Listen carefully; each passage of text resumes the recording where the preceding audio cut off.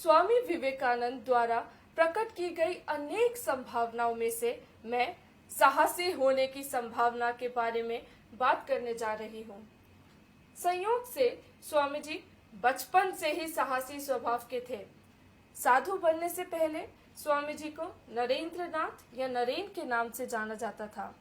एक बार जब कक्षा चल रही थी तब नरेन अपने दोस्तों के साथ फुसफुसा रहे थे।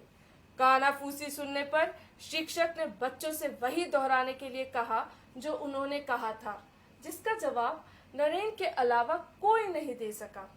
उनके पास एक ही समय में दो चीजों पर ध्यान केंद्रित करने की जबरदस्त क्षमता थी। शिक्षक ने नरेन के अलावा बाकी बच्चों को दंडित करने के बारे में सोचा, परंतु नरेन भी अपने बेंच पर खड़े हो गए। जब शिक्षक ने उन्हें बैठने के लिए कहा तो उन्होंने कहा, सर, यह मैं था जो बातें कर रहा था, इसीलिए मुझे भी दंड मिलना चाहिए। नरेन सजा से बच सकते थे, लेकिन परिणाम क्या होगा इसकी परवाह न करके वह सच्चाई के साथ खड़े रहे।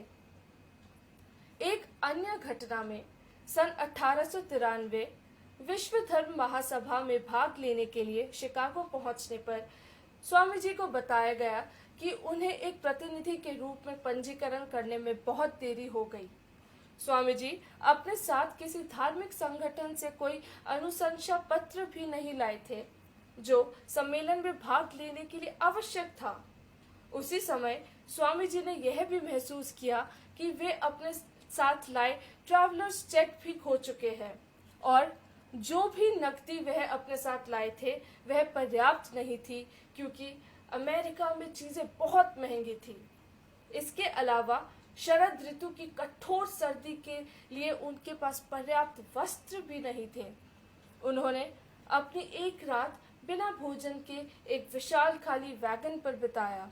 उन्हें अपने पहनावे की वजह से गलियों में उपहास का पात्र भी बनना पड़ा। स्वामी जी बड़े साहसी और दृढ़ विश्वासी व्यक्ति थे। इन सभी चुनौतियों का सामना करने के बावजूद उन्होंने सम्मेलन में अपनी जगह बनाई और अपने ऐतिहासिक भाषण से लाखों लोगों के दिलों को जीत लिया।